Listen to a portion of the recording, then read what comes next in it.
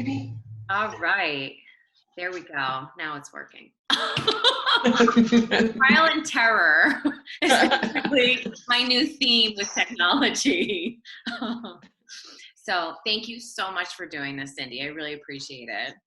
Oh, thank you so much. I love chatting with you, so it was perfect. It's been so long. I was thinking this morning about when we met, and I couldn't remember if it was pre-children or post-children for me. If it was Post. it was post. Yeah. And I know that I was still living in Hoboken when we had met, and I was kind of driving back and forth because I was trying to figure out if I should make the move back up to Sparta or if I should stay in Hoboken. That was going on there. So we met through my mom, and I met you during a time where I was looking for guidance, looking for advice, and I'm really happy that we connected way back when, a few years ago. Well, I love watching all of your success and kind of seeing it from afar. So it's so good to finally connect, even if it is remote. That's right. It's the new normal. The new normal. So I started looking at your LinkedIn the other day when we had spoken about you coming on and chatting with me. And you're so accomplished. So you're an author. You wrote this amazing book. You're a TEDx speaker. You're an entrepreneur. You're a coach. You have a very successful business. How did you get into all these different facets of what you're doing? I started chewing a little bit at a time. I mean, I was doing training and development, and I was putting in way more hours than I probably should have. Like I think a lot of people do, right? I mean, that's common. So I was putting in probably 60, sometimes 80 hours a week, you know. Were you working for yourself at that point, or were you working in the corporate world? Working in the corporate world. Okay. And something just snapped that I needed balance. And it wasn't as if I wasn't into this stuff. I had dipped my toe into meditation when I was in college, and I was always into, natural stuff, but it just, you don't practice it until you realize you need to, So I said, I need some type of balance. So I started with Reiki. And, I actually looked at a local community college course guide, and I said, all right, I'll give it a try. Grew up in Sussex County. This was not something that someone from Wasn't that progressive then? But I took it. I somehow fit it into my schedule because I really didn't know how I was going to make it to the classes, right?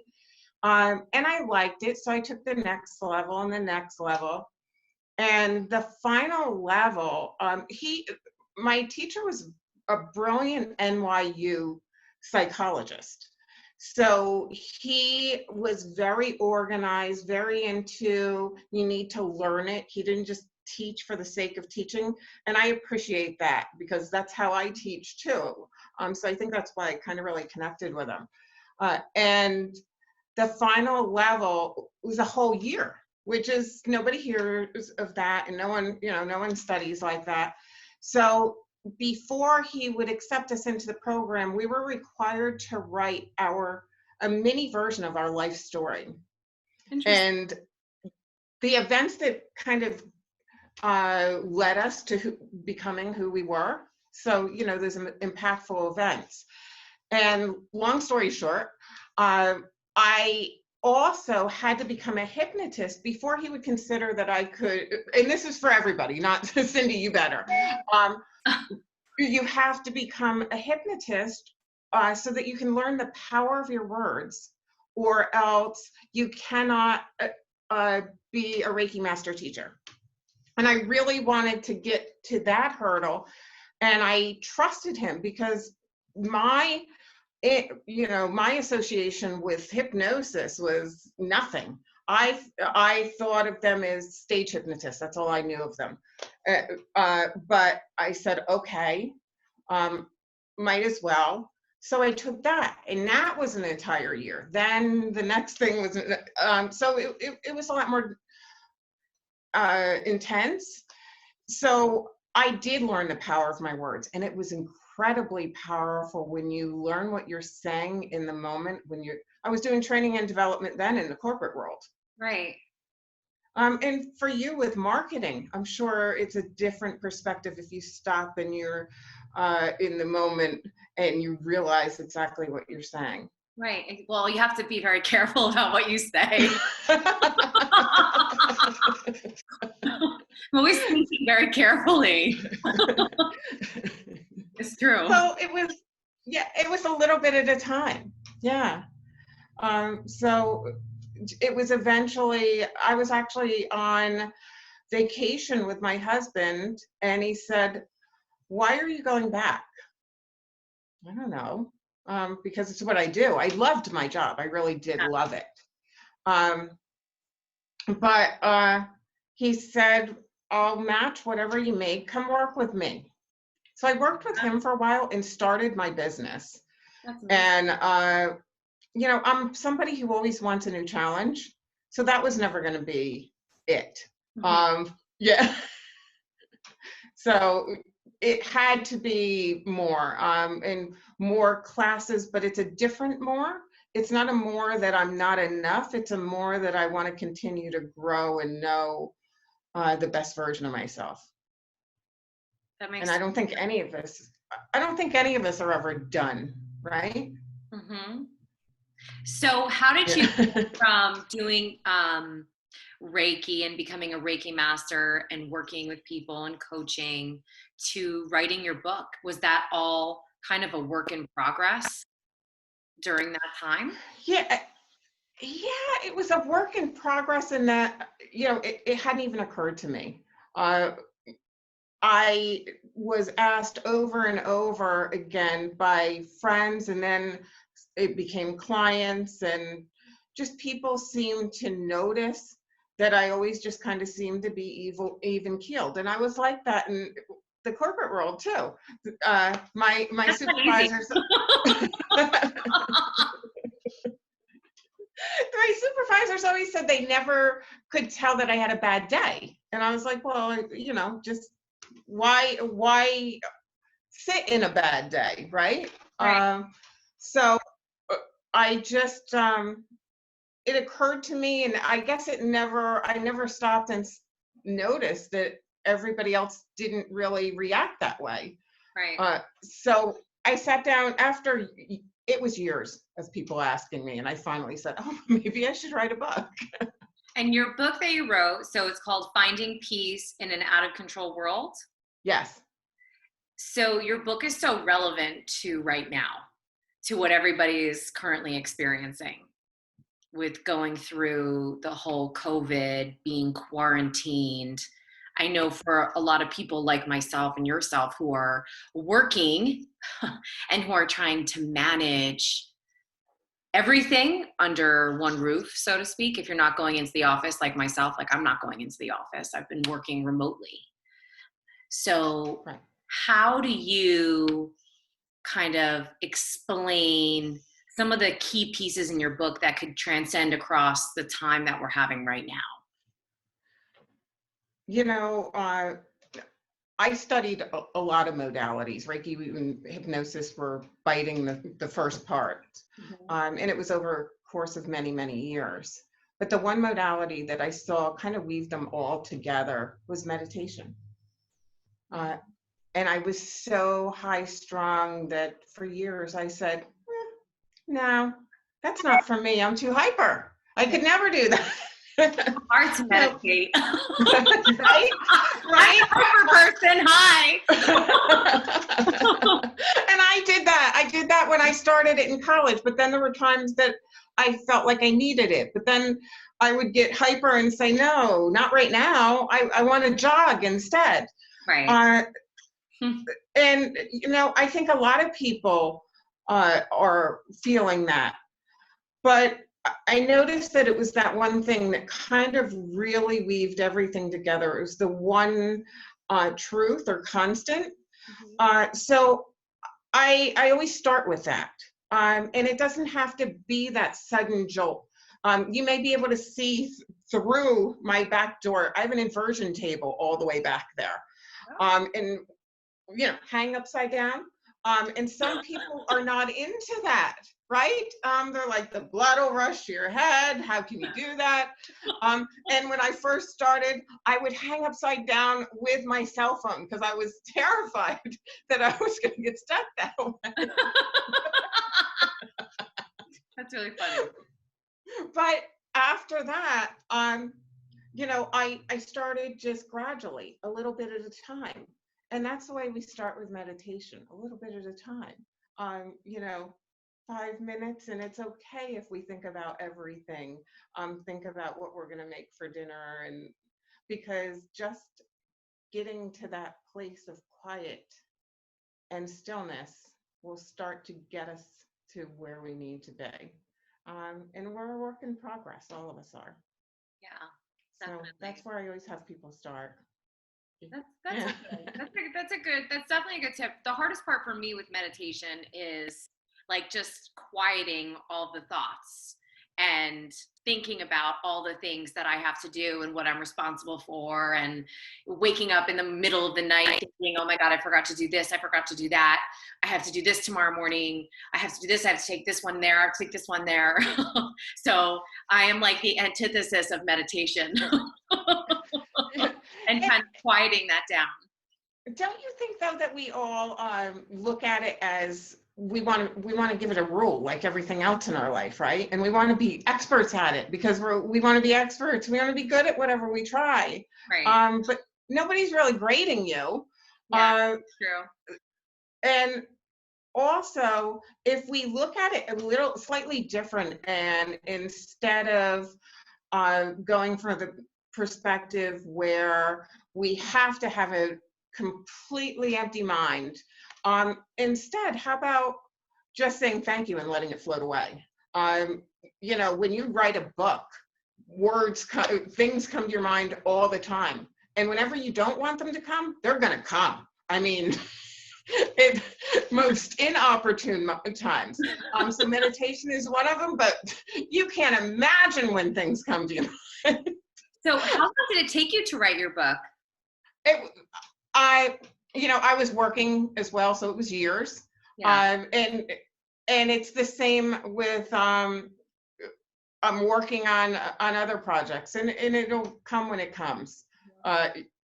It's a work in progress, and I really think that I am a different person from when I wrote that book. And I'll be a different person when I complete the next one, and hopefully I'll continue to grow beyond that too.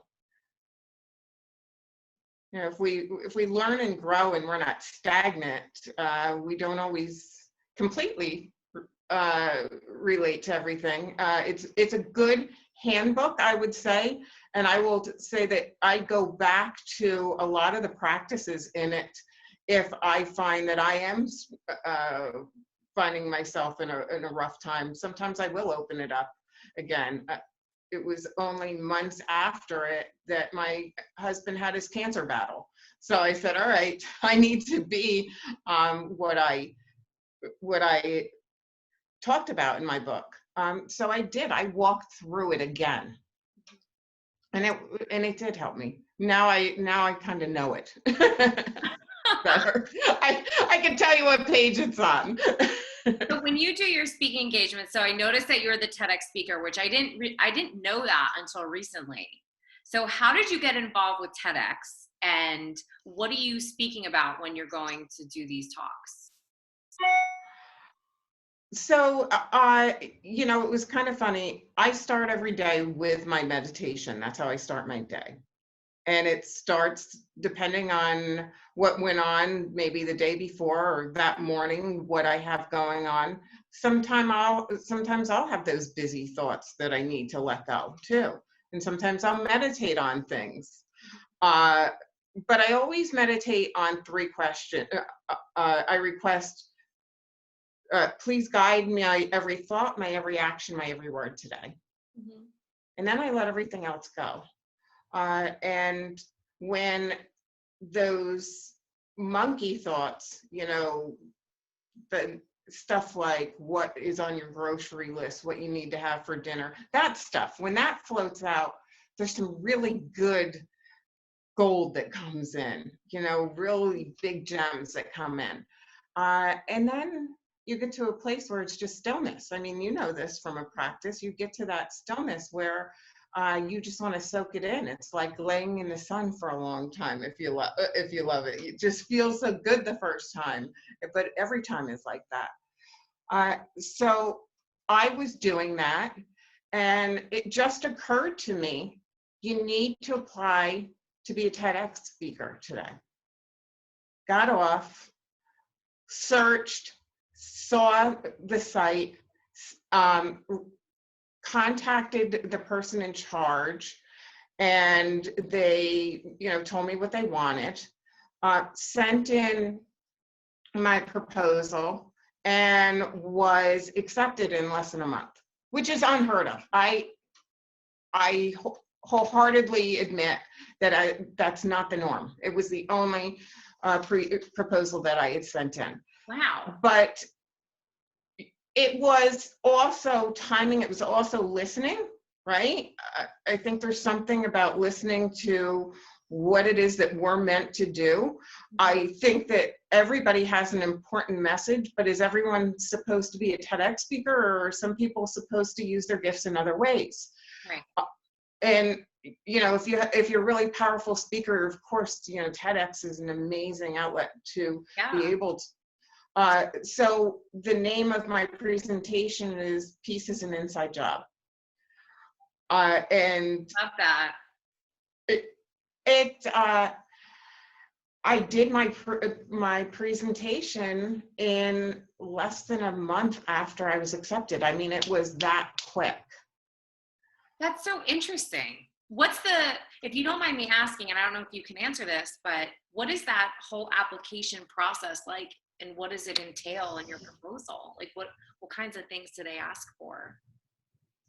It depends on the organizer that you contact. And they're all going to be looking for something different. So you want to look at what it is that they're looking for. Just like if you're doing a book proposal, you want to know what the agent is looking for. Right. If you're writing a proposal for TEDx, you want to know what that organizer, what message is it that they're trying to send, and you want to be able to answer that.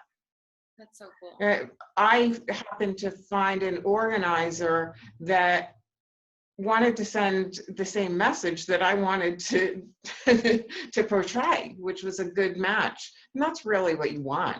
Right. That's awesome. Yeah. I mean, it was a great experience. And the next experience will be whenever it's supposed to be. Right. Yeah. That's so cool. That's really cool. So if somebody was interested in going down the route of, they're already public speaking, if they're already, working on their proposal, so to speak, how would you best advise them to go about, contacting TEDx to become a speaker? Well, there's all kinds of events on, TEDx has a number of organizers. It's just checking out the organizers in your area and seeing when they're organized. We're going to have a little bit of a leeway here, right, of when we're going to have big events like this again. Right. Yeah. But looking at when that is going to be, I noticed that there were some countries that were having them virtual. For me, that doesn't sing to me for a TEDx. And it's not that I'm not having a really nice, pleasant conversation with you, Right. but I really enjoy, when I'm speaking, being in front of the crowd and being able to interact with them, because there is that crowd interaction. Yeah. Have you always been comfortable speaking in front of large groups? Because Yes. I need some tips, Cindy. Yes, I have, and that's one of the things that God kind of put me in this world with. I was that kid that used to love show and tell, and I cannot explain it. I know it's not the norm, right? Huh? Because I was shy everywhere else, and I still am that way. I am shy. Don't make me talk one-on-one if I don't know you. That's so But if you put me in front of a big crowd, I will talk as long as you'd like me to. I don't know. Well, that's awesome. Do Yeah. you have any online materials that someone could go to find your book to order it? It is on my website, freshlookonlife.com. Okay. In my book, during this quarantine, self-isolation, whatever you want to call it, I wanted to be able to offer this tool to other people. So what I actually did was my Kindle version for Kindle Unlimited customers, it's actually marked down to free. Oh, wow. That's amazing. Yeah, I mean, and it won't stay that way after this is over. I wanted to offer some type of support during this crisis for people, and I can do what I can do in the form of reaching out, but that was something that I felt like I could offer to people that were far beyond my grasp here in That's New Jersey. awesome. Yeah. That's great. That's really great. What would be the best way if someone wanted to get in contact with you to come into their business to do speaking or to talk to you further? What would be the best way for them to contact you? My website gives them my business phone number, email, so they can reach out to me, either one. One of my really big passions now, because I'm also working with college age students. I'm a professor, so teaching them business courses is giving them that foundation of balance and mindfulness. So through this crisis, if a student told me that they were stressed, I was teaching accounting this semester. That's what I was teaching. Oh, Uh, really? yeah, I teach accounting and management and intro to business. Uh, Awesome. so yeah, and when I was teaching this semester, one of my students actually told me, "This is just a lot." I said, "The material? You're overwhelmed?" I'm like, "Oh my gosh, you didn't know? How could I be so unaware?" And he's like, "No, everything that's going on." And I said, "Seriously?" I said, "I am so sorry." I said, "As a manager, it would be my job to stop and help and support you. So as your professor, help. I'm going to stop now and we're going to end this class with a meditation. Could you?" And afterwards I was like, they're going to wonder what the heck is wrong. But I even uploaded a guided relaxation for them. So it's That's actually really nice, accounting. though, that you did that. Really. And they have these tools. So I really want to create that balance in businesses and giving people those proper tools. They're finding that large organizations are now instilling that culture of mindfulness, less employee infractions, kinder people, stopping and thinking before we speak. So if we can instill that in a college curriculum and in businesses, I think we'll have happier, more well-rounded employees. Definitely. 100%. I agree with that. Well, I really do appreciate you taking so much time out of your day to sit and chat with me, Cindy. Thank you for talking with me. I loved catching up with you. No, me too. We'll have to do it again soon. Yeah, please.